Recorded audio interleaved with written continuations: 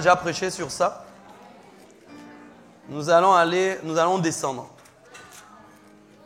Pas dans les ténèbres, hein. Nous allons descendre dans la parole.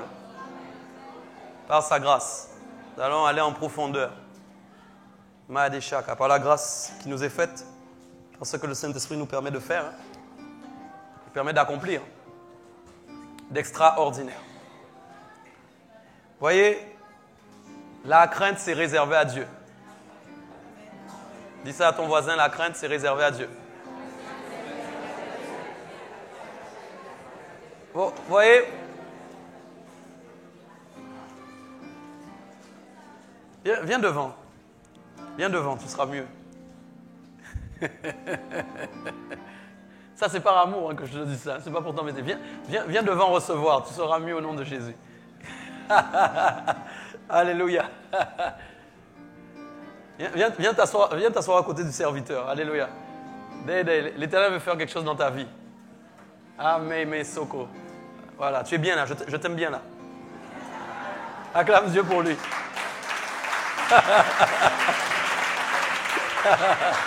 Aïe, merci. Le fait que je te vois, ça me donne du courage pour continuer encore. Alléluia. Et vous voyez, la crainte, c'est réservé à Dieu. En fait, la crainte est un commandement. La crainte n'est pas juste une demande simple comme ça. C'est ce que j'entendais dans mon esprit aujourd'hui fortement, que vous là, vous devez comprendre une chose, la crainte est un ordre. La crainte est un ordre.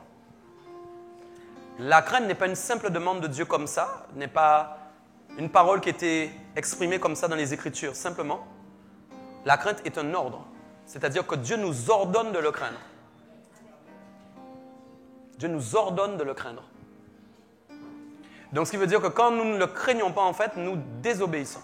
Nous sommes dans la désobéissance. À chaque fois que nous craignons autre chose que Dieu, nous sommes dans la désobéissance. Amen. Donc, le Saint-Esprit m'a donné un mot pour aujourd'hui. Depuis hier soir, c'est l'inversement de la crainte. J'entendais inversement, inversement, inversement. Nous pourrions dire aussi renversement. Ok, les choses sont inversées quand nous ne craignons pas l'Éternel. Donc, je vais parler de cette notion d'inversement de la crainte ce soir. Pourquoi? Pour qu'à partir de ce jour et pour tous les jours de votre vie qui vont suivre, jusque soit au retour de Christ ou jusqu'au jour où vous allez partir, vous craignez l'Éternel chaque jour. Ma prière, c'est que le Saint-Esprit dépose cette ordonnance dans nos cœurs. Elle est déjà là par le biais du Saint-Esprit. Les commandements ont été écrits, les ordonnances de Dieu ont été écrites dans nos cœurs. Je prie vraiment que cet ordre divin, que nous puissions obéir à cet ordre tous les jours. C'est un ordre auquel, vous voyez, il a une particularité. C'est un ordre particulier. Parce que quand vous obéissez à cet ordre particulier qu'est la crainte, il y a beaucoup de choses que vous n'arrivez pas à faire sur le plan de l'obéissance que vous allez réussir à faire. Vous voyez, nous servons un Dieu extraordinaire. Pourquoi? Dieu sait très bien que sa parole n'est pas facile à mettre en pratique. À cause de la chair, à cause du monde, à cause des tentations, à cause de notre caractère, à cause de beaucoup d'éléments, beaucoup de choses. Paul lui-même a expliqué, hein, il a le désir de faire bien, mais parfois il fait mal. C'est une lutte, c'est une difficulté. Et l'Éternel voulant amener notre réussite, notamment dans l'accomplissement des commandements, puisque la loi a été accomplie à travers Christ, le but étant particulièrement que nous obéissions à Dieu et non que nous soyons en désobéissance. Si aujourd'hui la loi a été accomplie, c'est parce que Jésus avait le désir que nous obéissions à son Père. Sinon, nous serions restés sous la loi mosaïque. Mais si nous ne sommes pas restés sous la loi mosaïque, c'est parce que le Père voulait nous amener à une obéissance parfaite. C'est pourquoi nous pouvons dire, nous ne sommes pas parfaits, mais nous pouvons obéir parfaitement. Nous ne serons jamais parfaits parce que le Saint-Esprit a des choses à accomplir en nous, mais nous pouvons réussir à obéir parfaitement. C'est possible. Ce n'est pas quelque chose d'impossible ou d'incroyable. C'est quelque chose de faisable. Donc l'obéissance à la crainte va nous permettre en fin de compte d'obéir à beaucoup d'autres choses. C'est pourquoi je disais, l'Éternel est bon avec son peuple, parce que connaissant la difficulté, en fin de compte, que l'homme a d'obéir, malgré que nous ayons le Saint-Esprit, il a donné un ordre particulier qui va nous amener à obéir facilement à d'autres choses, à d'autres règles, à d'autres ordonnances. Pourquoi? Parce que la crainte dépose en nous une obéissance parfaite.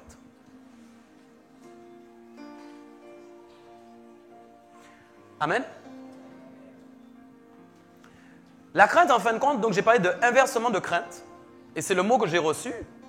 La définition, en fin de compte, de l'inversement, c'est en fait l'opposition à un ordre qui est établi. Donc quand nous parlons d'inversement de la crainte, en fin de compte, disons que la crainte est un ordre qui a été établi, d'accord, mais avec lequel nous pouvons être opposés. Quand nous nous opposons à la crainte de Dieu, c'est-à-dire que nous n'obéissons pas à cet ordre que Dieu nous donne, il y a un phénomène d'inversement au niveau de la crainte. Pourquoi? Parce qu'il y a dans votre moteur là, en vous là, il y a en fin de compte dans ce que Dieu a mis en vous, la crainte, elle est là, elle existe. Tous les hommes craignent quelque chose. Vous pouvez sortir dehors demain, si des gens ne veulent pas accepter Christ, il y a une question à laquelle ils seront obligés de répondre. Quand vous leur direz « Est-ce que vous avez peur ?» Ils vous diront « Oui ». Pour plein de sujets différents. Si vous dites à quelqu'un « Vous ne craignez rien ?» à part si c'est un fou, je doute qu'ils disent « Je ne crains rien ». Il vous dira toujours qu'il craint quelque chose. Amen? Amen. La crainte existe à cause d'un ordre que Dieu a prononcé. Si la crainte existe, c'est simplement parce que l'Éternel a prononcé la crainte comme un ordre établi. Et comme le diable, notamment dans la Genèse, a renversé les choses, il prend la crainte et l'utilise parce qu'il veut lui aussi être glorifié. Satan sait que les hommes craignent Dieu. Et il a toujours été jaloux de Dieu. Vous le savez. Ce qu'il a toujours voulu, c'est que ce que les hommes font pour Dieu, les hommes le fassent pour lui. Parce qu'il aurait aimé accaparer la gloire de Dieu. Donc la crainte existe parce qu'elle est un ordre. Maintenant, ce qui change, et c'est ce qu'on appelle le phénomène d'inversement, c'est ce que vous craignez. Si vous ne craignez pas Dieu, vous craignez forcément autre chose. Parce que la crainte existe. Amen. Les ordres de Dieu, les ordres que Dieu prononce, cachent sa crainte. C'est-à-dire que si vous regardez au commandement de Dieu, derrière les commandements de Dieu, il y a la crainte de Dieu. Vous ne pourrez pas voir la crainte de Dieu, ni même la comprendre, alléluia, si vous n'obéissez pas à ses commandements. C'est la crainte de Dieu qui nous pousse à obéir. Elle est donc cachée derrière les commandements de Dieu. Elle est cachée derrière les ordres que Dieu prononce. Quand Dieu a prononcé des ordres et des commandements, c'est parce qu'il avait le désir d'amener son peuple à le craindre. Pourquoi nous craignons les gendarmes? Pourquoi nous craignons les radars?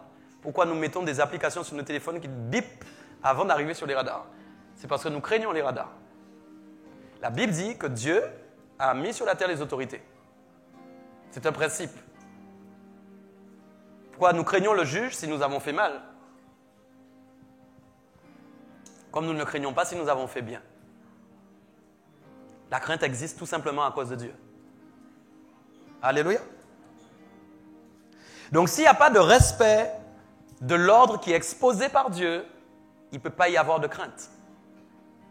Si vous n'aimez pas obéir, si vous n'êtes pas dans une recherche active d'obéissance au commandement de Dieu, vous n'aurez pas de crainte de Dieu. Et si vous êtes sans crainte, c'est votre intelligence qui va être impactée. Vous ne pourrez pas non plus obtenir la sagesse de Dieu Vous ne pouvez pas comprendre non plus qui est Dieu. Parce que vous ne le craignez pas assez. Ou pas du tout. Le seul moyen d'obtenir la sagesse, c'est dans la crainte de Dieu. Nous le savons, la Bible le dit. Amen. Et le seul moyen de le connaître, c'est d'avoir une intelligence qui est renouvelée. Mais pour ça, il faut le craindre. Amen. Donc, il y a un point qui est essentiel, que j'aimerais que vous compreniez ce soir, qui est très important. Le diable aussi veut vous donner des ordres.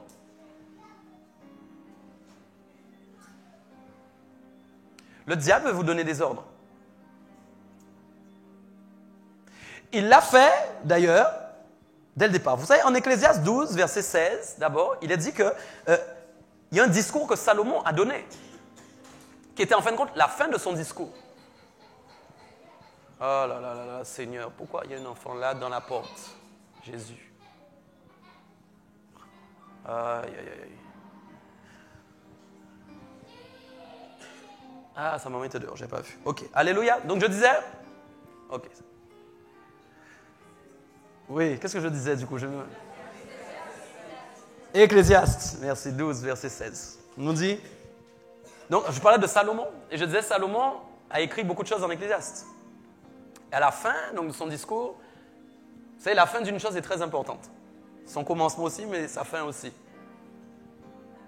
Pourquoi? Regardez bien comment ils écrivent au début, regardez bien comment ils écrivent à la fin. Vous allez voir ce que je vous dis. Il a dit donc, une chose, la finalité c'est quoi? C'est ce que je dois retenir. Vous voyez, c'est un peu la synthèse, le résumé de ce dont je parle. Quand je parle, j'écris beaucoup de choses, mais à la fin, je vais résumer. Et donc, il a dit quelque chose parce qu'il avait compris qu'il y avait un ordre de Dieu qui était parmi les plus importants pour lui. Il a dit, crains Dieu et observe ses commandements. C'est là ce que doit faire tout homme, qu'il soit grec, qu'il soit juif, qu'il soit italien, qu'il soit guadeloupéen. Ce n'est pas un problème de race. L'homme. C'est là ce que doit faire tout homme. Voilà pourquoi quand vous allez dans les rues prêcher, annoncer l'évangile, et que les païens vous disent, mais si Dieu existait, pourquoi il y a tant de guerres? Si Dieu existe, pourquoi il y a tant de malades? Voilà ce que vous allez répondre. L'Éternel a dit, crains Dieu et observe ses commandements. Si toute la terre craignait Dieu et observait ses commandements, il n'y aurait pas de guerre.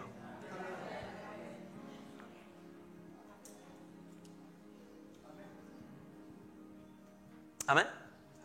C'est pourquoi donc il a dit, c'est là ce que doit faire tout homme, car Dieu va amener toute œuvre en jugement, c'est-à-dire toute action qui a été effectuée. Mes amis, je réfléchissais à ça pendant que je priais, je disais, Seigneur, aie pitié de moi. Seigneur Jésus, aie vraiment pitié de moi. Vous vous rendez, cette parole quand je la lis, écoutez-moi bien, c'est important ce que je vous dis. Ça doit vous toucher. Dieu dit dans sa parole, Dieu va amener toute action en jugement. Mes amis, même quand tu prends un verre d'eau, Dieu va l'amener en jugement. On rit de ça, mais c'est vrai.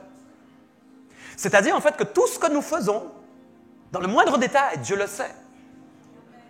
Et la Bible dit que chaque action que nous avons commise sur la terre, bonne comme mauvaise, parce que souvent nous avons Dieu ne vient pas juger que le mauvais, Dieu vient juger le bon comme le mauvais.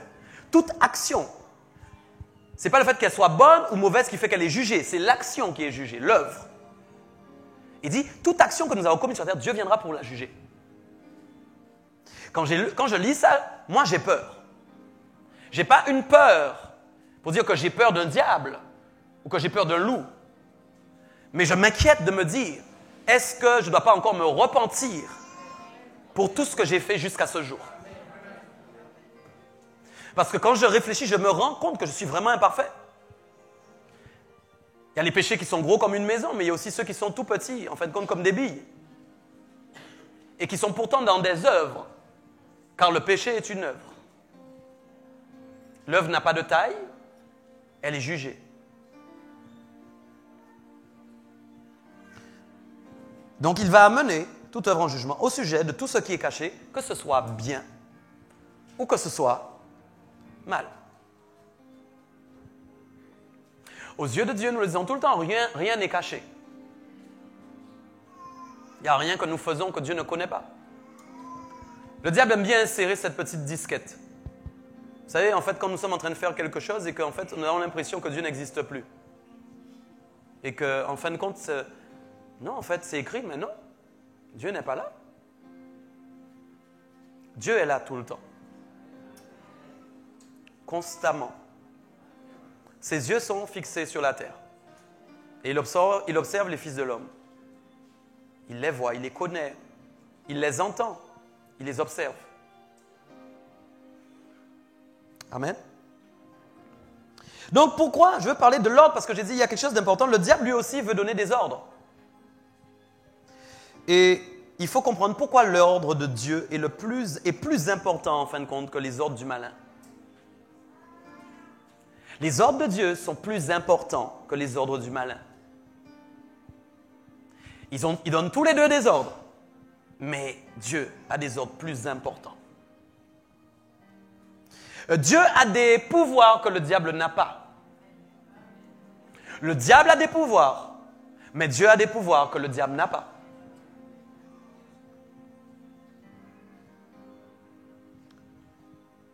Donc je vais parler déjà de deux choses que la Bible enseigne, deux aspects. Ces deux aspects qui doivent nous pousser à craindre Dieu d'une façon stable. Ce qui est important, c'est que nous ayons de la stabilité en fait dans la crainte de Dieu. L'instabilité est en fait un inconfort. Quand nous sommes dans un avion instable, nous sommes inconfortablement assis. Donc l'instabilité, ne doit plus durer dans le phénomène de la crainte de Dieu. Dieu veut que vous ayez une crainte de lui stable. Dis avec moi stable. Pourquoi? Parce que Dieu voit en fait que vous avez de bons désirs. Dieu vous aime. Moi, Dieu m'aime. Il m'a touché là encore. Il m'a dit voilà, je t'aime de tout mon amour. Quel que soit ce que tu as fait, quel que soit ce que tu as pu faire. Est-ce que tu t'es repenti, tu te demandes pardon. Okay? Dieu t'aime. Mais ce n'est pas parce qu'il t'aime que ça lui suffit. Ne prenez pas l'amour de Dieu pour vous suffire à vous-même. Ou pour penser que les autres évolutions ne sont faites que pour les serviteurs de Dieu. Dieu veut plus de vous. Et ce qu'il veut, c'est plus de stabilité. C'est-à-dire qu'il n'est plus en accord avec le fait que vous ayez des périodes de crainte. C'est-à-dire des moments où vous l'avez craint parce que vous avez reçu un message. Ou des moments où vous l'avez craint parce que vous avez regardé une émission sur enseignement.com ce matin qui vous a parlé. Et que ça a duré une semaine. Mais ce que Dieu veut, c'est que vous ayez une stabilité dans la crainte.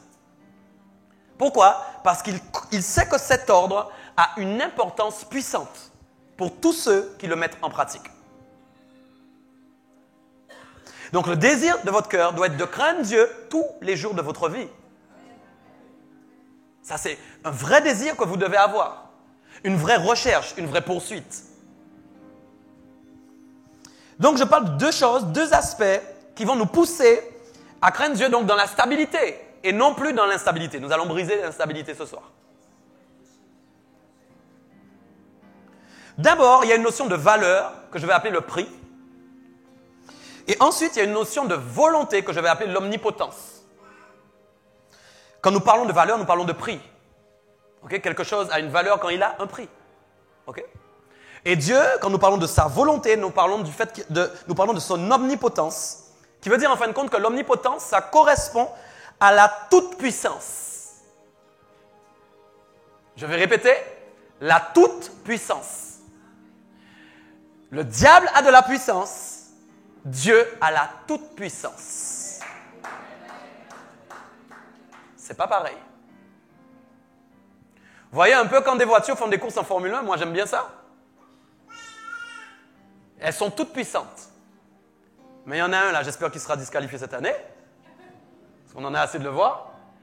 Il a une voiture toute puissante. Pourquoi? Parce qu'il est toujours le premier.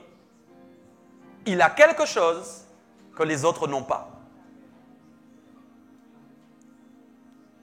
Si vous aimez la Formule 1, Lewis Hamilton, c'est lui qui a la toute puissance. Parce qu'il a quelque chose de plus dans sa voiture, pas dans son pilotage.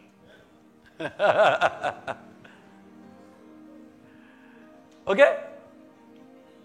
Donc Dieu a la toute-puissance, le diable a de la puissance. Nous ne sommes pas là pour le glorifier ce soir. Ça n'a rien, c'est pour que vous compreniez les choses. D'ailleurs, le pouvoir qui lui est délégué, c'est Dieu qui le laisse. Ce qui fait en réalité qu'il n'en a pas beaucoup, voire rien. Mais il utilise le pouvoir qu'il a jusqu'à ce qu'il aille en prison, dans sa maison de feu pour l'éternité. Mais en attendant, nous ne pouvons pas être des chrétiens pensant que oui, le diable ne fait rien, qu'il n'a aucun pouvoir. Oui, oui. Nous savons que tu as un pouvoir, mais que Dieu a un pouvoir plus grand que toi.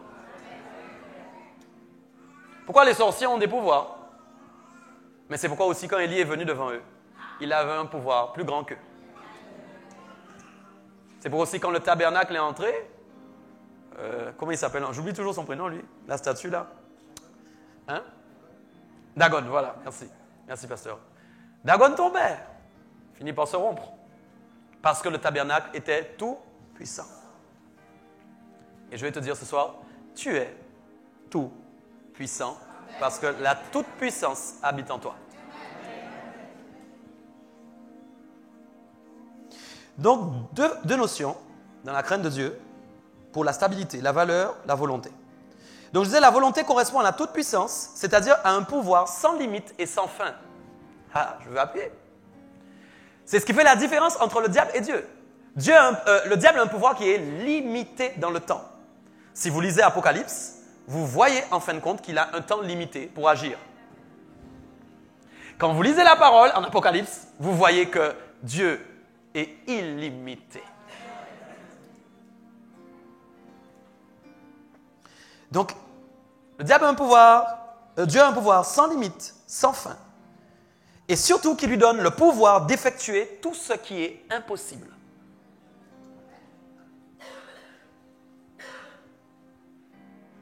Le diable ne peut pas réaliser tout ce qui est impossible. Non. Dieu le peut. Dieu le peut. Amen. Donc, quand je parle de la valeur et de la volonté, je parle en fin de compte du prix que vous avez aux yeux de Dieu. Et le Saint-Esprit veut vous exhorter ce soir pour que vous ayez pleinement, s'il vous plaît, conscience de la valeur que vous avez. Parce que nous rencontrons beaucoup de personnes dans l'Église qui se dévalorisent eux-mêmes ou qui se laissent dévaloriser par l'ennemi, c'est-à-dire qui, en fin de compte, acceptent les pensées de dévalorisation qu'elles entendent dans leur cœur, dans leur esprit. Parfois, des mots même qui ont été prononcés sur vos vies par des gens de votre famille, par des amis, peu importe, vous ont dévalorisé et vous poursuivent jusqu'à aujourd'hui. Parfois, les échecs ou les choses que vous n'arrivez pas à effectuer vous dévalorisent.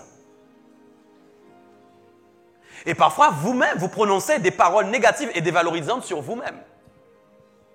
Or, Dieu vous valorise. C'est la différence dans la valeur, la notion de valeur. Écoutez bien pourquoi je parle de la stabilité dans la crainte. C'est la différence entre le regard de Dieu et le regard du diable sur vous. Pour Dieu, la Bible dit, écoutez bien, que tous vos cheveux sont comptés. Le diable n'a pas le pouvoir de compter chaque cheveu que vous avez. Pourquoi? Parce qu'il n'a pas la volonté que Dieu a comme volonté. C'est pourquoi la Bible dit que quand deux oiseaux tombent, écoutez bien, quand deux passereaux tombent, les passereaux, j'ai regardé, c'est la race d'oiseaux qui est la plus répandue sur la terre. C'est un parallèle à l'image de l'homme. On les trouve partout. Les passereaux, on les trouve partout dans le monde. Ils sont partout. La Bible dit que pour 1 sou, on vend 2 passereaux. C'est-à-dire pour une pièce de 1 euro, on vend 2 oiseaux. Ça, c'est un prix, c'est une valeur. Et il dit derrière la volonté. Il dit, maintenant voilà la volonté, mais quand des passereaux tombent, il n'y en a aucun qui tombe sans la volonté de Dieu. Je ne sais pas si vous m'avez compris. Quand un oiseau tombe devant votre voiture, quand il tombe, c'est par la volonté de Dieu.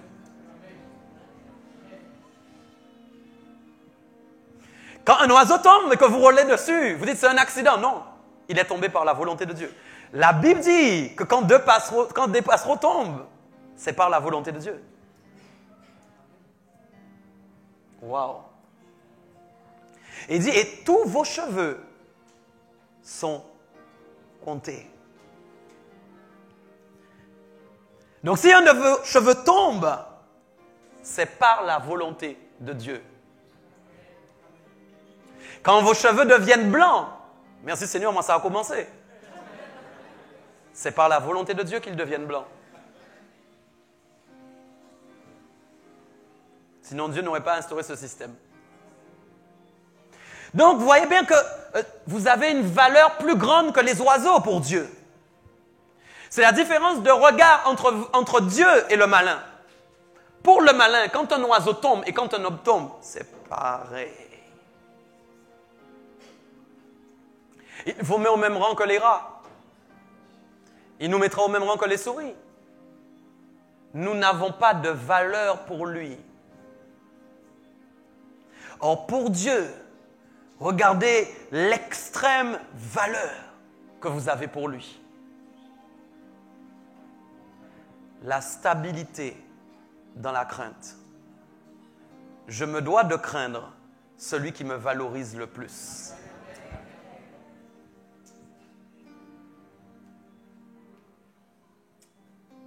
Je ne peux pas craindre celui qui me valorise le moins.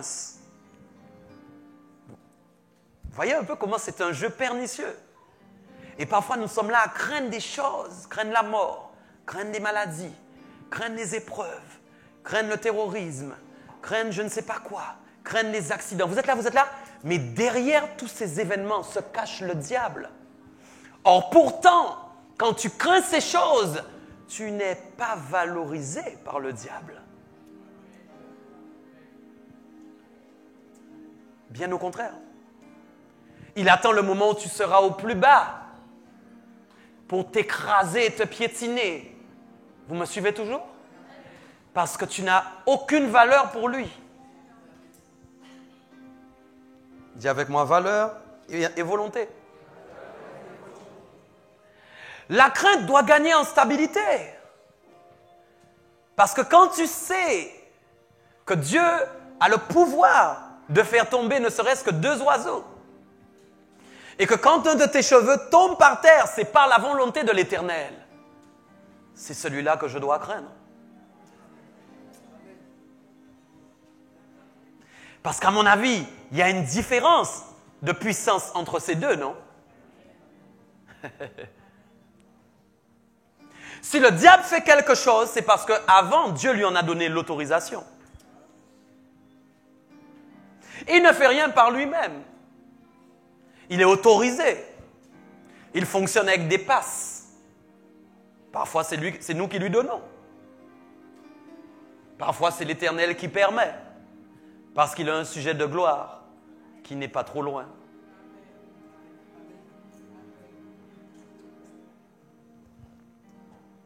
Donc, j'ai dit la valeur, le prix, la volonté, l'omnipotence. Amen. Donc, en termes de volonté, le diable n'a pas les mêmes pouvoirs que Dieu. Vous avez compris ça? C'est pourquoi je disais que même quand les oiseaux tombent, la Bible dit que ce n'est pas sans la volonté du Père. C'est pourquoi tous vos cheveux sont comptés. Amen. Matthieu 10, 26 à 31, pour confirmer ce que nous disons, dit effectivement, ne craignez point, ne les craignez point, tous ceux qui vous oppressent. Il n'y a rien de caché qui ne doit être découvert, ni de secret qui ne doit être connu. C'est-à-dire, en gros, il n'y a rien qu'on vous dit en secret dont vous devez avoir peur de parler.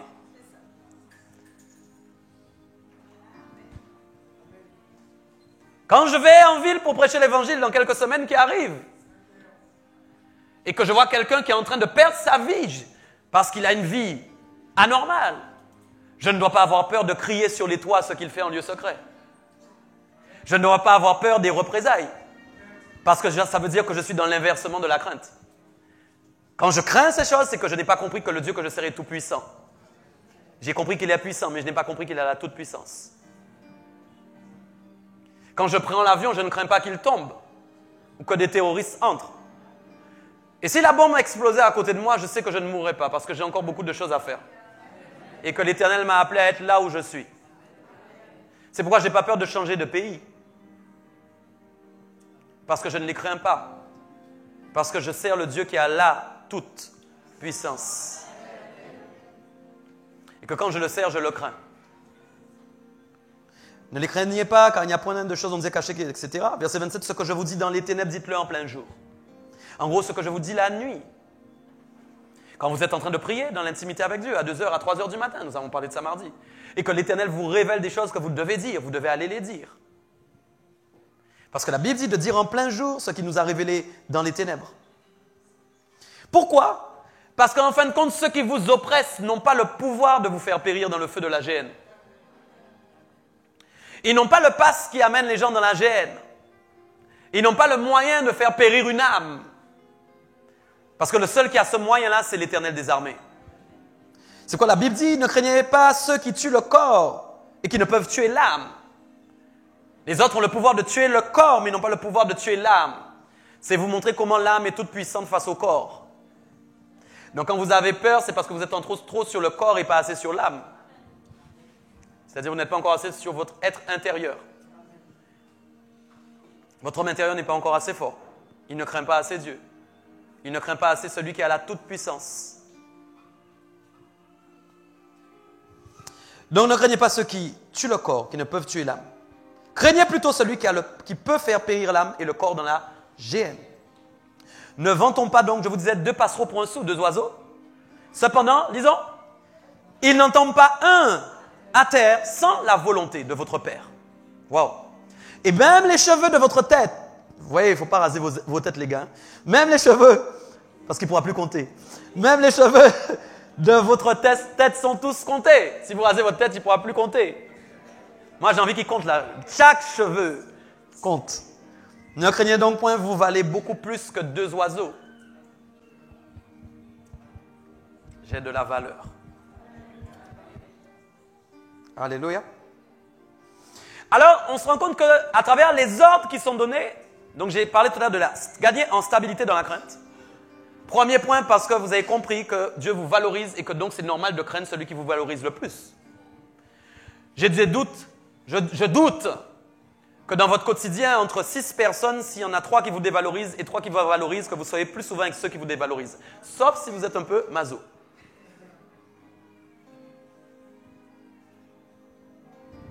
C'est vrai, non? Faites-le pour Dieu. Faites-le pour le Seigneur. Ne le faites pas que dans votre quotidien, dans votre train-train. Faites-le pour le Seigneur. Ayez des affinités avec Dieu,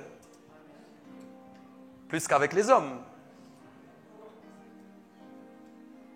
Donc, Dieu a donné des ordres. Il a donné un ordre, j'ai dit, n'oubliez pas ce soir que la crainte est un... Vous n'êtes même pas là. Que la crainte est un... Amen. La crainte est un ordre. En Genèse 2, verset bien sûr 16, il s'est passé quelque chose que vous connaissez, de très important. Le premier ordre que Dieu a donné à l'homme est dans la Genèse. Avant ça, les ordres qu'il donnait le concernaient lui, au niveau de la création, au niveau de tout ce qu'il a confectionné. Il donnait des ordres pour lui. C'est ça, non? Dieu donnait des ordres pour lui. Que la lumière soit... Hein? La lumière fut... Il donnait des ordres. Mais lorsqu'il a confectionné l'homme, il a donné son premier ordre. Amen. Il a dit, en Genèse 2,16, l'Éternel Dieu donna cet ordre à l'homme. Il a donné un ordre. C'était le premier ordre qu'il donnait. Et il a dit, tu pourras manger de tous les arbres du jardin. Mais tu ne mangeras pas de l'arbre de la connaissance du bien et du mal, car le jour où tu en mangeras, tu... OK. Dis avec moi, ordre. Voilà. Ça, c'est un ordre. Ce n'est pas une demande. Ce n'est pas une proposition. C'est un ordre. Et à l'armée, quand on donne un ordre, qu'est-ce qu'on fait? Sinon, on devient des déserteurs. Ou on va au cachot. L'ordre. L'Éternel a donné cet ordre pour que l'homme obéisse à cet ordre. C'est-à-dire que l'ordre appelle une réaction. Retiens bien ce que je te dis. L'ordre appelle une réaction. Et j'ai découvert avec le Saint-Esprit 7 réactions qui attendent l'ordre de Dieu. En gros, quand Dieu donne un ordre, j'ai dit 7, mais c'est même un peu plus. 3, 6, 7, 8 réactions. Quand Dieu donne un ordre, l'ordre attend une réaction de votre part. Quand nous allions à l'école, pour ceux qui y vont encore, quand le professeur disait « levez-vous », vous vous leviez. Parce que quand un ordre est prononcé, vous répondez, vous avez une réaction face à l'ordre. La réaction est de déplacer votre chaise, de vous mettre debout. C'est donc une réaction suite à un ordre qu'on vous donne. Quand vous roulez dans vos belles voitures climatisées et que le gendarme est au rond-point et vous dites « mince, ils sont encore là », quand vous dites « Seigneur, qu'il ne lève pas la main pour moi ». Quand il lève la main, qu'est-ce qui se passe? Vous avez plusieurs réactions. Pour ceux qui roulent trop vite, vous rétrogradez le plus rapidement possible. Vous freinez. Vous mettez vite la ceinture si vous ne l'avez pas. Ça, c'est plus grave encore. S'il y en a qui ne mettent pas leur ceinture, j'espère qu'il n'y en a pas.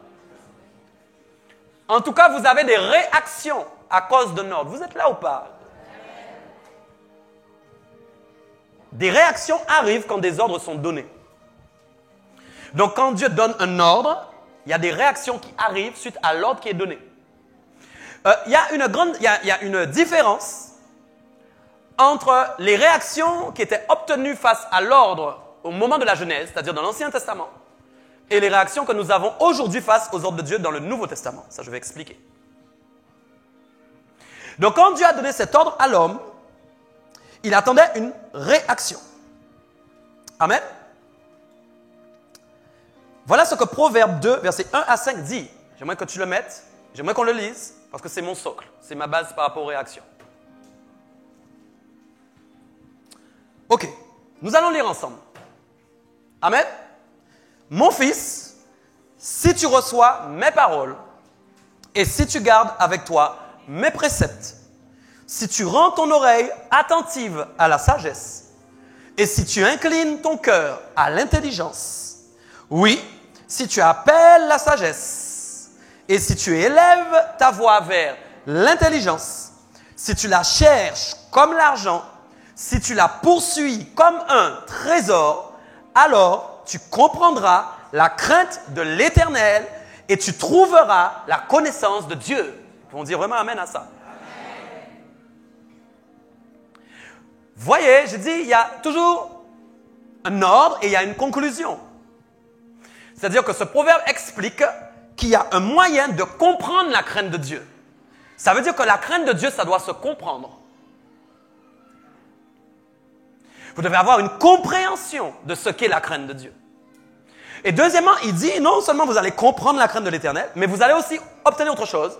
Vous allez trouver qui veut dire que c'est quelque chose qu'on cherche. La connaissance de Dieu. On ne peut pas connaître Dieu si on ne le cherche pas. Mais on ne peut pas comprendre la crainte. On ne peut pas connaître Dieu si nous n'avons pas des réactions qui correspondent à l'ordre de Dieu. Je ne sais pas si vous me suivez. Dans ce proverbe, en fin de compte, ce sont des ordres qui sont donnés.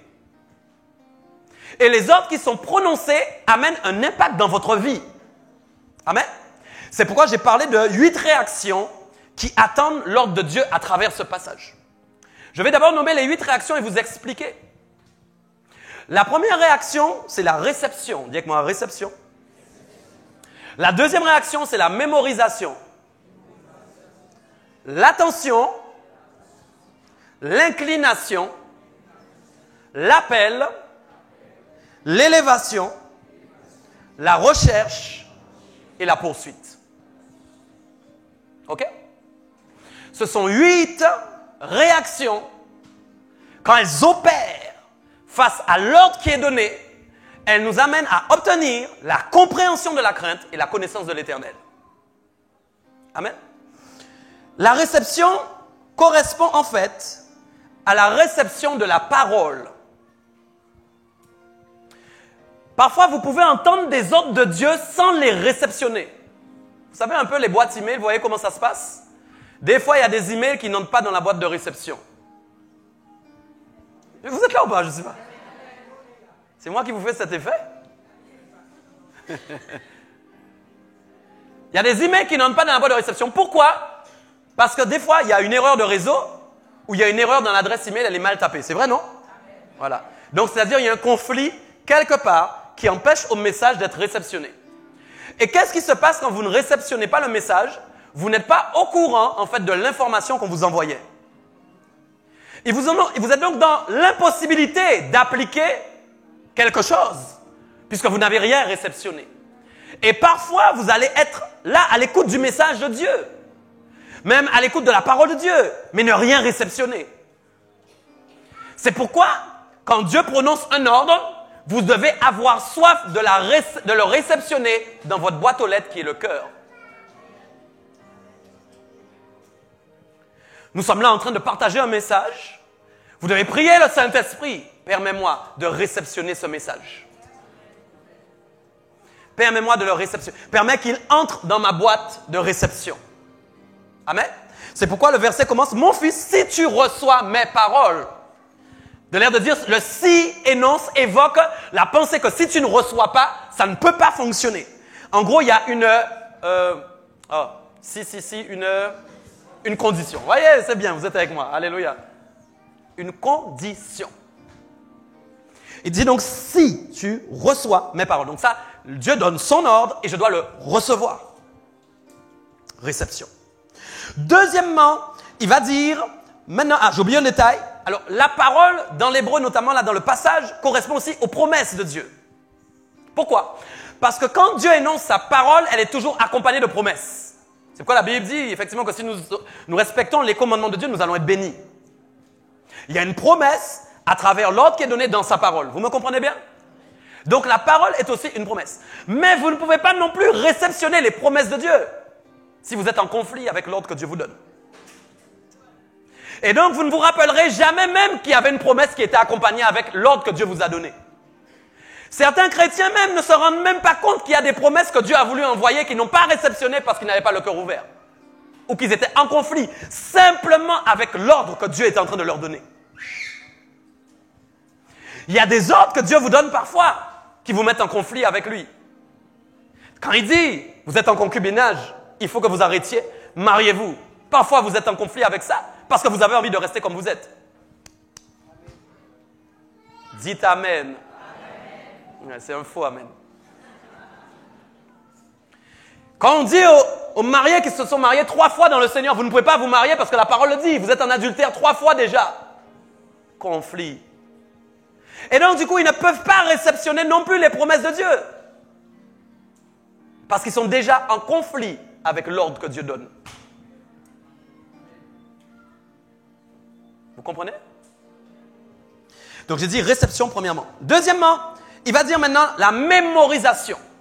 Si tu gardes mes préceptes. Et précepte veut dire en fin de compte commandement. Les commandements. Donc là, c'est pareil. Les commandements sont faits pour être gardés dans vos cœurs. Je vais aller plus loin, je vais changer le mot. C'est plus fort. Mémoriser. La mémoire. Le Saint-Esprit est venu déposer les commandements de Dieu dans vos cœurs pour que vous puissiez les mémoriser. C'est-à-dire qu'il y ait toujours dans votre esprit un rappel, un souvenir des commandements de Dieu. C'est pourquoi nous parlons d'une deuxième réaction, que quand Dieu donne un ordre, vous devez vous mémoriser le commandement qui est à travers cet ordre. Alléluia. Troisièmement, l'attention. Amen. Il dit, si tu rends ton oreille attentive à la sagesse. Voilà. La sagesse attend l'attention de vos oreilles. Et la sagesse, en fin de compte, alléluia. En Jacques, il est dit qu'il faut la demander pour la recevoir. Mais quelqu'un qui n'est pas attentif à ce que la sagesse peut lui apporter ne demandera jamais la sagesse. On commence à demander à Dieu d'obtenir de la sagesse quand nous avons porté de l'attention à ce que la sagesse dit. Quand elle dit, elle crie dans les rues. Alléluia. Parce qu'elle cherche quelqu'un, mais elle ne trouve pas. Qui est attentif à la sagesse? Alléluia. C'est pourquoi j'ai parlé de l'attention. Quand Dieu vous donne un ordre, il voudra toujours que vous ayez porté de l'attention à sa sagesse à travers cet ordre. Amen. Quatrième, l'inclination. Il dit, et si tu inclines ton cœur à l'intelligence, et intelligence ici veut dire compréhension et perception. En gros, mon cœur doit se mettre à plat pour comprendre qui est Dieu.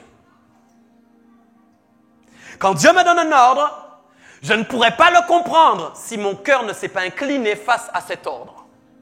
C'est pourquoi là encore, il y a des ordres auxquels vous ne pouvez pas répondre parce que vous n'inclinez pas vos cœurs. Vos cœurs ont besoin de s'incliner. Vous savez ce que ça veut dire s'incliner? J'ai perdu.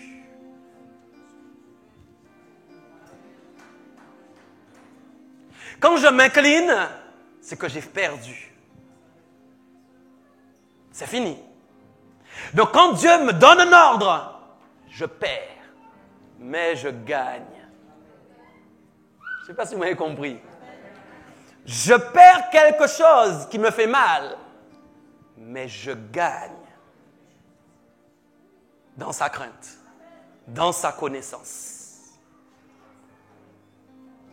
5e point, l'appel.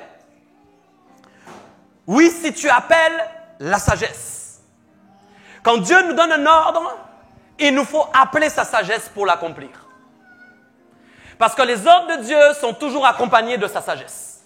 Et nous ne sommes pas sages naturellement. Nous avons besoin de lui demander. C'est quoi la Bible dit? Appelle la sagesse.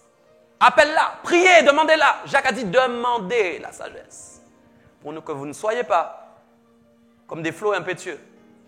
Des personnes qui vont par tous les courants, qui sont dirigées par le vent et qui manquent de stabilité. J'étais à 5. Pour voir si vous suivez. 6e point, 6e réaction qu'attend l'ordre de Dieu. L'élévation. Si tu élèves la voix vers la compréhension et la perception. Seigneur, je ne comprends pas, mais je veux comprendre. Seigneur, tu m'as donné cet ordre. Je veux comprendre pourquoi tu me le donnes. Et comment l'accomplir? J'ai besoin de ta compréhension. Mon intelligence humaine ne peut pas sonder tes voies. Mais avec ton esprit, je peux comprendre. Parler. Demander. Et élever la voix. Et on arrive sur les 2 derniers points qui sont essentiels et qui sont parfois souvent ratés. Comment vous allez chercher la compréhension et la perception? En la recherchant et en la poursuivant comme un trésor.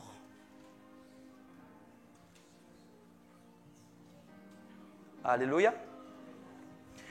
Si vous ne poursuivez pas Dieu, si vous ne poursuivez pas la compréhension, vous ne pouvez pas le connaître. Vous voyez un peu, il y a différents trésors sur la terre. Il y a le trésor des rois de la terre et il y a le trésor des rois du ciel. Le roi du ciel, du moins. On peut dire les rois si nous nous mettons avec lui. Amen? Quoi? Nous sommes les rois du ciel avec lui. Nous sommes dans son royaume. Des princes, des princesses du Seigneur. Amen? Alléluia. Voyez, quand un roi a un trésor et qu'il va l'ouvrir et il va puiser dedans, il peut s'habiller avec beaucoup de choses. Des bijoux, des beaux vêtements. Et j'en passe. D'ailleurs, quand vous regardez l'allure des rois sur leur trône, est-ce que vous avez l'impression qu'ils ont peur? Ils ont toujours des positions... C'est un peu ça, non? J'aurais été un bon mannequin ou pas?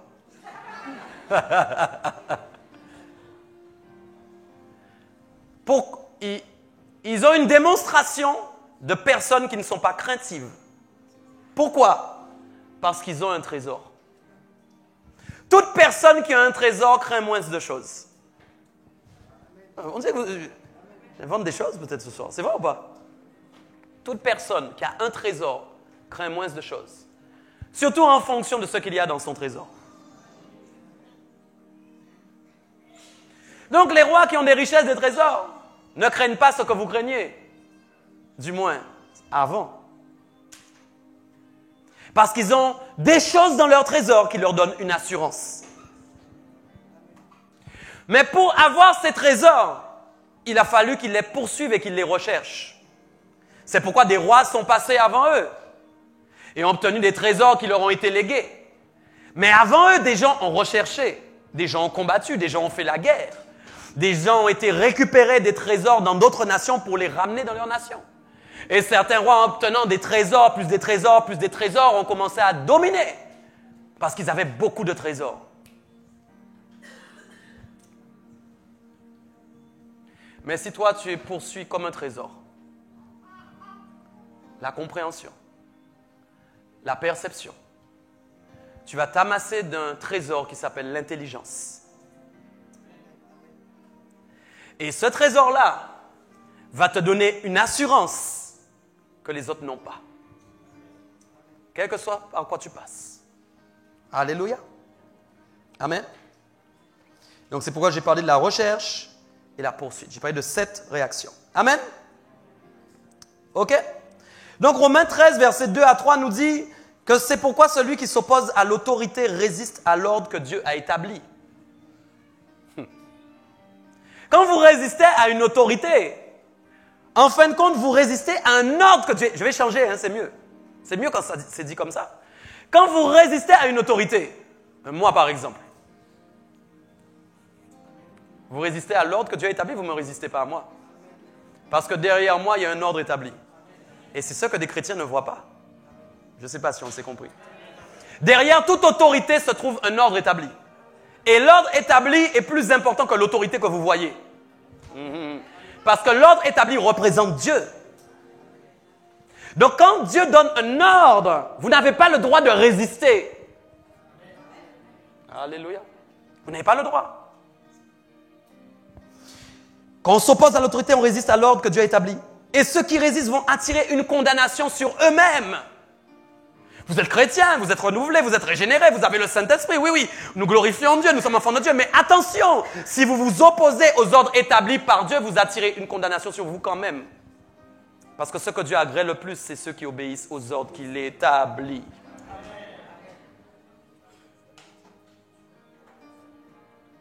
Amen.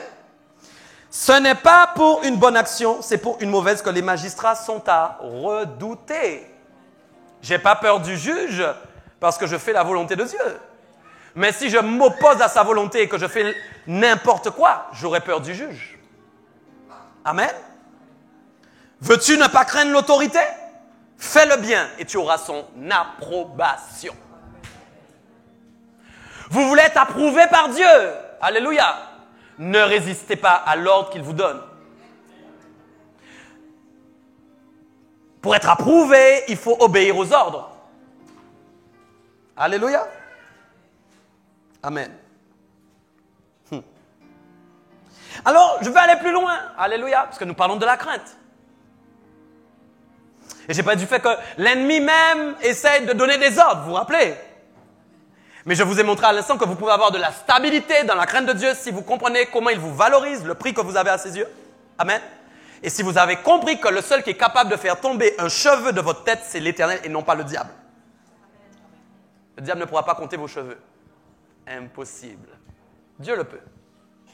Si le diable vient maintenant et que vous lui demandez combien de cheveux vous avez sur votre tête, il ne pourra pas vous donner le montant. Si vous demandez à Dieu, il vous tirera le chiffre. Ah, vous auriez dû acclamer le Seigneur pour ça. C'est une réalité. Incroyable. Incroyable. Je dois donc craindre celui qui a le pouvoir de me donner le nombre de mes cheveux sur ma tête. Pas celui qui n'a pas le pouvoir de le faire. Amen.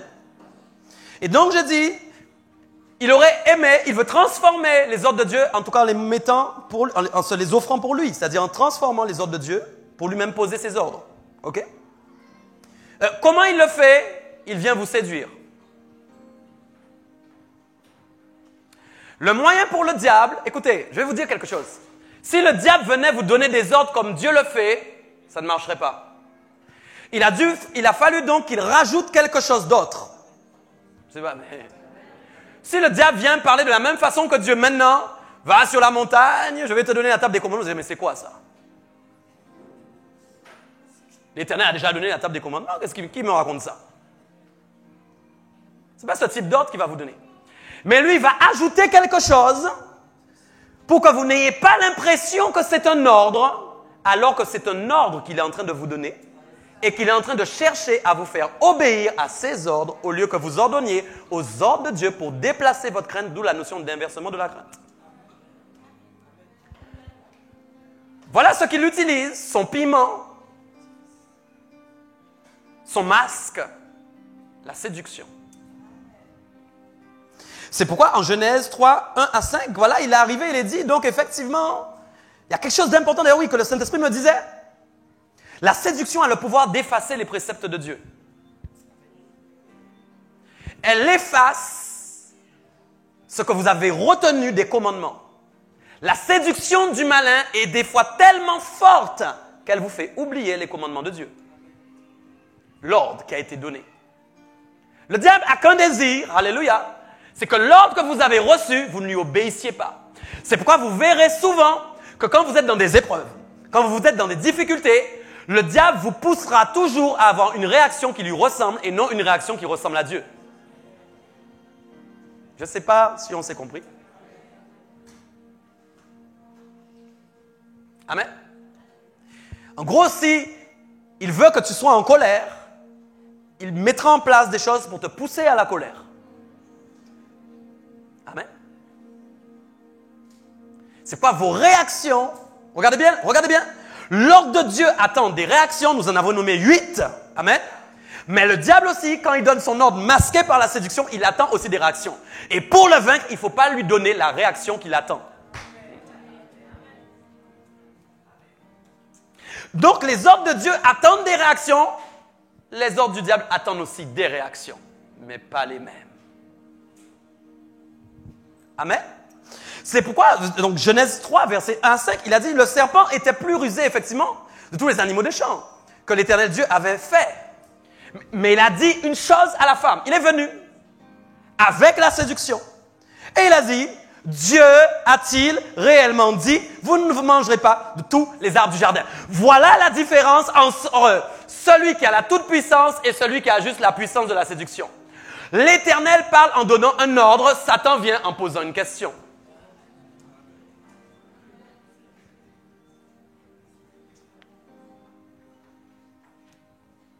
Amen.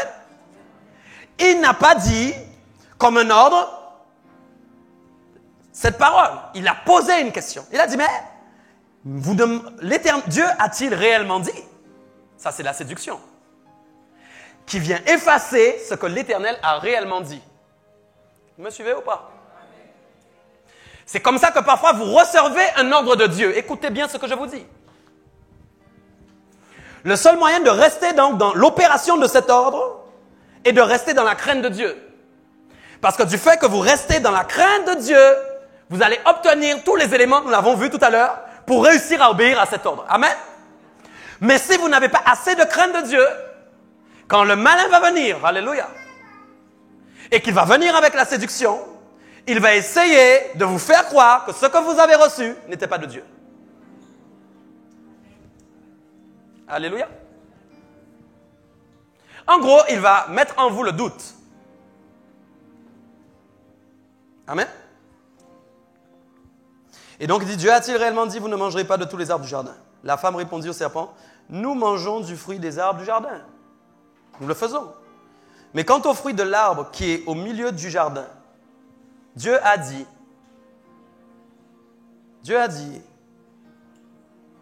vous n'en mangerez point, vous n'y toucherez point, de peur que vous... Amen. Elle s'en est rappelée, hein? Amen. Mais il a répondu, vous ne mourrez point. Là maintenant, il donne un ordre qui est contraire à celui de Dieu. Et il dit, mais Dieu sait que le jour où vous en mangerez, vos yeux s'ouvriront et vous serez comme des dieux, connaissant le bien et le mal. Écoutez bien, quand nous sommes à cette phase dans la Genèse, vous me suivez? Les réactions les réactions qui devaient venir suite à l'ordre de Dieu n'étaient pas les 8 que je viens de prononcer. Pourquoi? Alléluia. Il devait en fin de compte réceptionner et mémoriser seulement. J'explique pourquoi. Il n'avait pas besoin de rechercher la sagesse. Je ne sais pas si vous m'avez compris. Adam et Ève n'avaient pas besoin de rechercher la sagesse, mes amis. Il n'avait pas besoin de devenir intelligent. Mais non, mais... En réalité, l'ordre de Dieu attendait seulement 2 réactions, la réception et la mémorisation. C'est-à-dire qu'il devait réceptionner l'ordre de Dieu et le mémoriser seulement. Donc même quand le diable, à cause de la crainte qu'ils avaient de Dieu, même quand le diable est venu donc donner ses ordres supplémentaires avec l'esprit de la séduction, si elle était restée sur le souvenir, donc sur ce qui devait être mémorisé dans son cœur à travers l'ordre que Dieu avait donné, elle aurait dû répondre non. Mais la séduction a réussi à effacer le commandement de Dieu. C'est pourquoi, mes amis, voilà vos défis. Le diable va essayer de vous séduire. Je ne suis pas en train de parler d'une femme. Je ne suis pas en train de parler d'un homme. Ça n'a rien à voir. Je ne parle pas de cette séduction. Je parle d'une séduction qui doit vous éloigner de ce que Dieu vous a dit.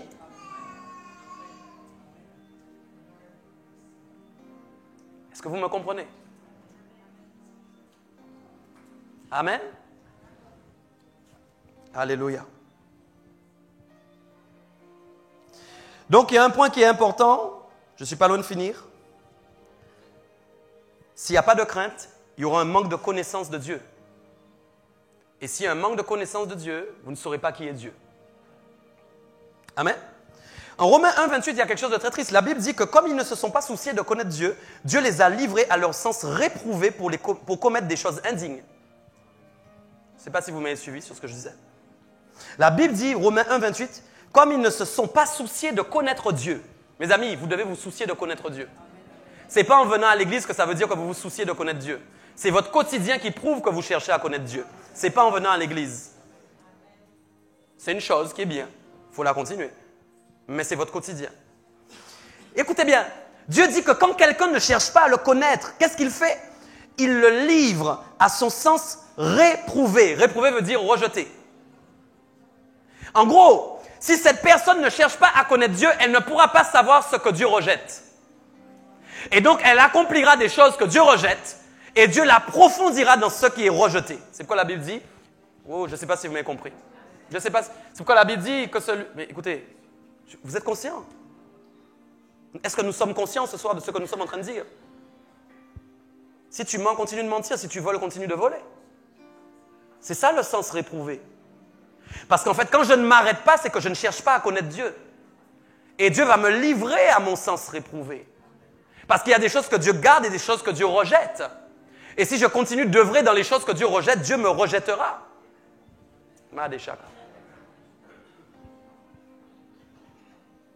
La Bible dit, c'est pourquoi il y a des homosexuels sur la terre. Vous vous posez la question. C'est parce qu'ils n'ont pas cherché à connaître Dieu. La Bible dit, il les a remis à ceux qui étaient infâmes. Dieu les a poussés à continuer. Pourquoi? Parce qu'il a rejeté. Amen. Grâce soit rendue à Dieu, un homosexuel peut accepter Christ et être sauvé. C'est pourquoi même là-dedans, Dieu aussi se glorifie. Parce que des fois, il va pousser des gens au plus bas, mais ils vont finir par trouver Jésus. Certains, peut-être pas tous, mais certains le trouveront.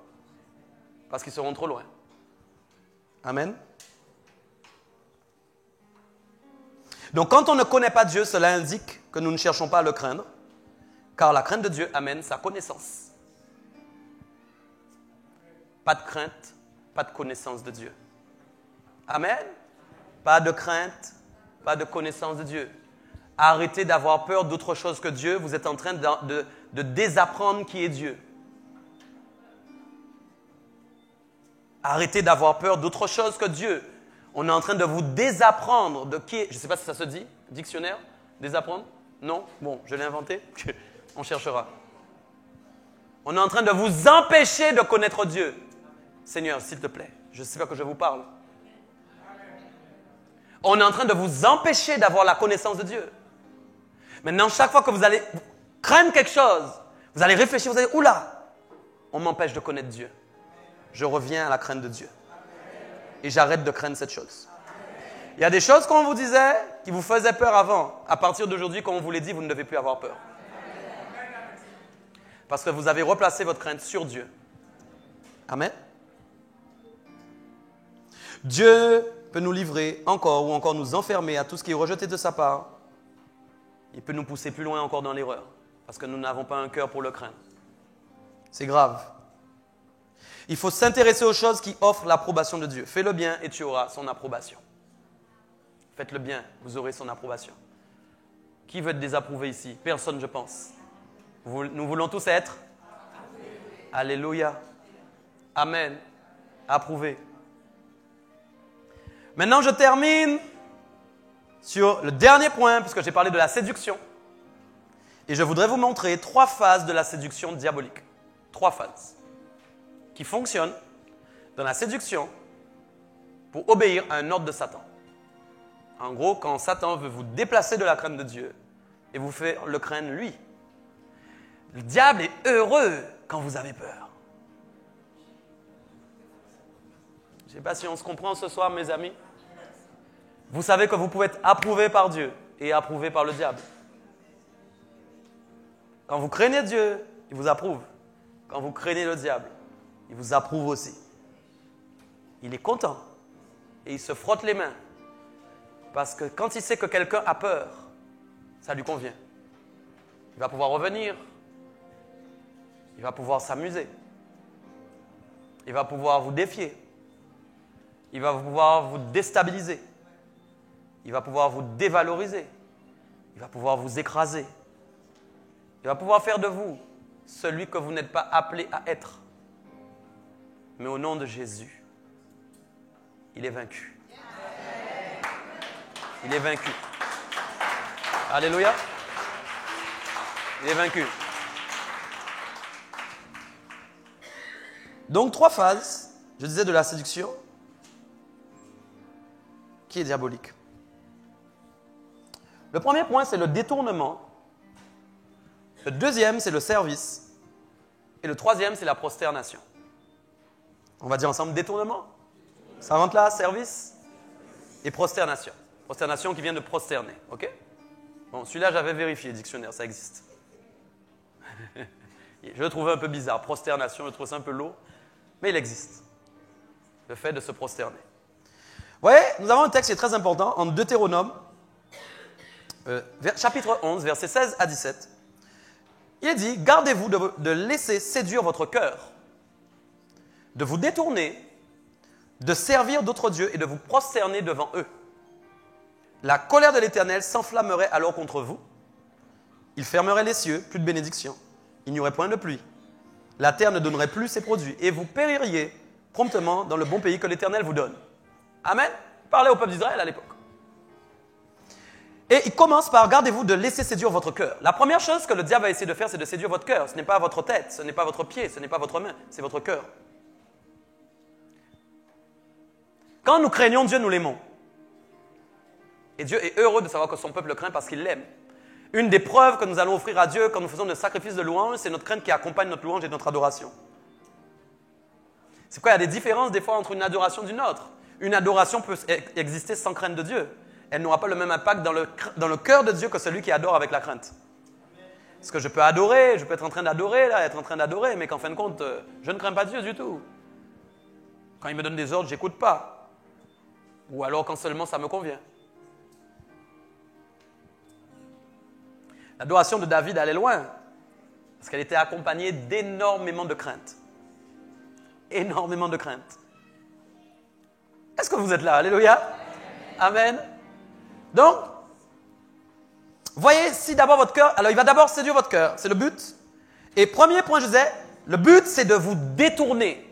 Je ne sais pas, mais vous avez déjà vu que, vous êtes déjà rendu compte que le détournement amène toujours sur un autre chemin. Notamment quand les terroristes détournent un avion, qu'est-ce qu'ils font? Ils vont changer sa destination. La première chose qu'ils vont faire, ils vont entrer dans l'avion, et si l'avion devait aller à Paris, ben, il ira à New York, par exemple. Donc le détournement, c'est un changement de destination. Et donc forcément, s'il y a un changement, donc il y a 2 choses qui sont impactées, c'est le lieu où vous deviez arriver, donc la destination, mais aussi le chemin que vous deviez emprunter. Parce que si je ne vais pas à la même destination, je n'emprunte plus non plus le chemin que je devais emprunter. Donc quand, en fin de compte, l'ennemi vient me séduire, il est en train déjà de vouloir me changer de route pour m'amener dans une autre destination. Et la destination que j'avais au départ, dans ma crainte de Dieu, m'amenait en fin de compte à la destination de l'adoration de l'Éternel. Or, quand je me laisse séduire, Satan me change de direction et il m'amène vers la destination de l'adoration qui le concerne lui.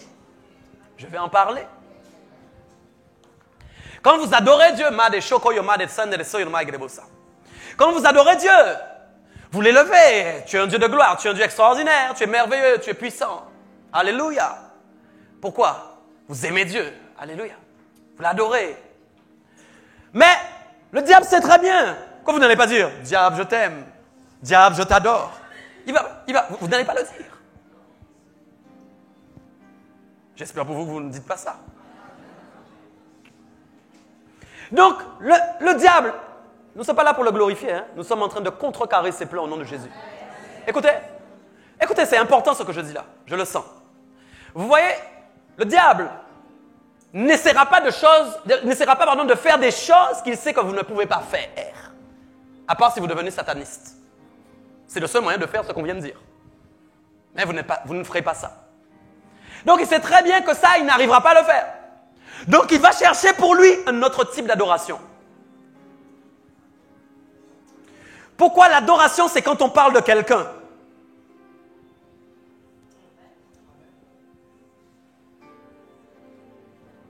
Je ne sais pas si vous me comprenez ce soir. Je ne sais pas. Dieu veut que vous n'ayez pas à parler du diable. Ah, nous sommes en enseignement, c'est autre chose. Mais Dieu veut que vous ne parliez pas du diable. Mes amis, je ne sais pas si on s'est compris. Je dois parler seulement de Dieu. Je suis citoyen du royaume des cieux. J'ai pas le temps de parler de toi si ce n'est pour contrecarrer tes plans et délivrer le peuple de Dieu d'entre tes mains. C'est la seule chose que je peux faire. Sinon, j'ai fini avec toi.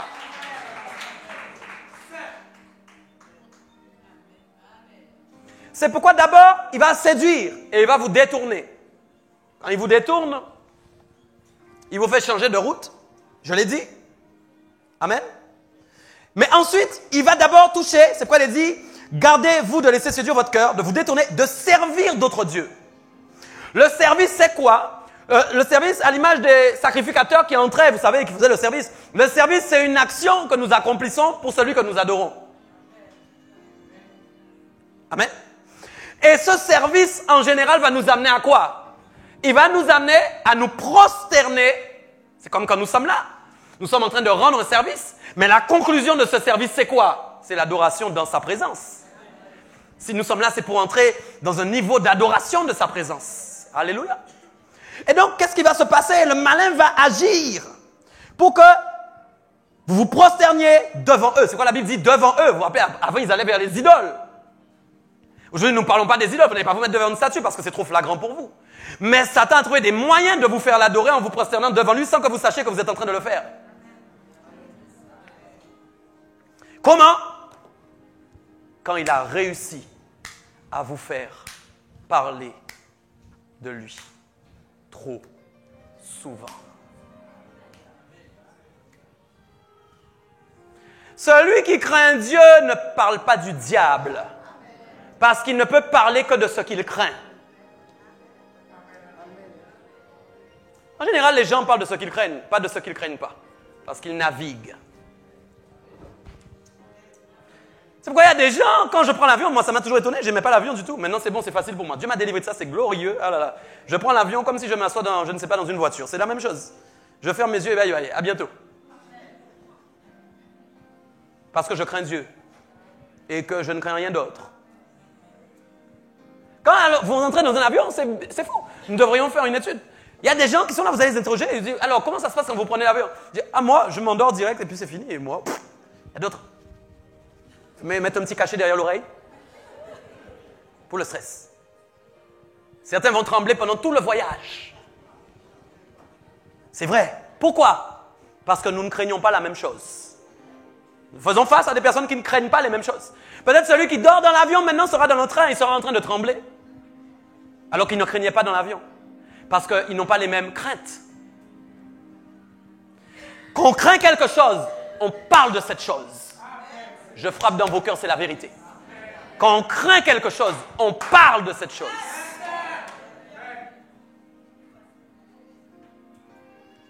Quand on ne craint pas quelque chose, on n'en parle pas. Ce qui fait en fin de compte que Dieu vient établir en vous une transformation de langage à travers la crainte. Ogoba Yamada, ça c'est clé. Dis avec moi clé. Clé, c'est clé. Voilà comment vous allez entrer dans un niveau d'adoration totalement différent.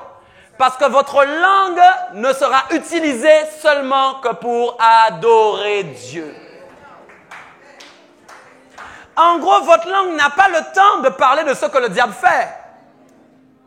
Et il a fait ça, et il a fait ci, et il fait ça, et il fait ça, il a encore fait ça, il a encore fait ci, il a encore fait ça. Mais quand vous parlez de ça, c'est parce que vous avez peur. Et il fera ça, et il fera ci. Et quand je me couche encore, j'ai peur du lendemain. Parce que je me demande qu'est-ce qui m'attend dans la journée de demain. Qu'est-ce qui va arriver? Qu'est-ce qui va se passer? Et j'en parle. Quand je parle de lui, c'est pour écraser sa tête au nom de Jésus. C'est pour proclamer la parole de Dieu contre lui. Les promesses de Dieu sur ma vie. Alléluia. Et donc, écoutez, je n'ai même pas le temps de parler de celui que je crains, qui s'appelle l'Éternel. Vous savez pourquoi? Je ne peux que l'adorer.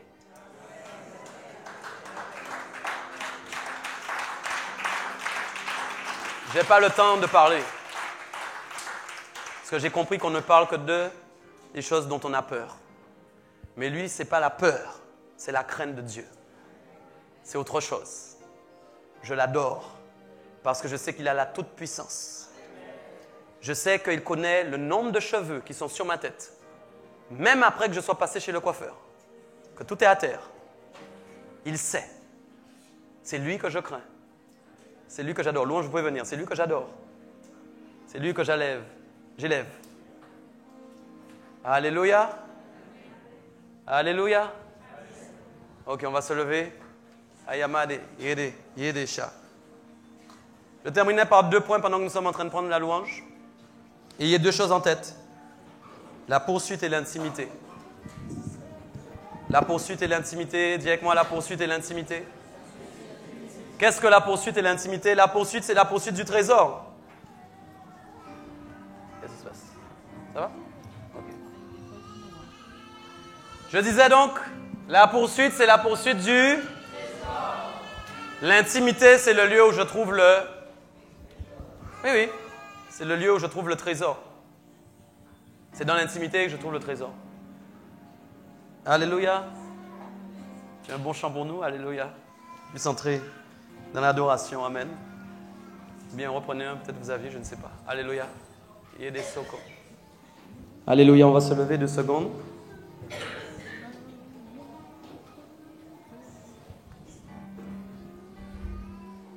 Reprends, relâche ta gloire, relâche ta gloire.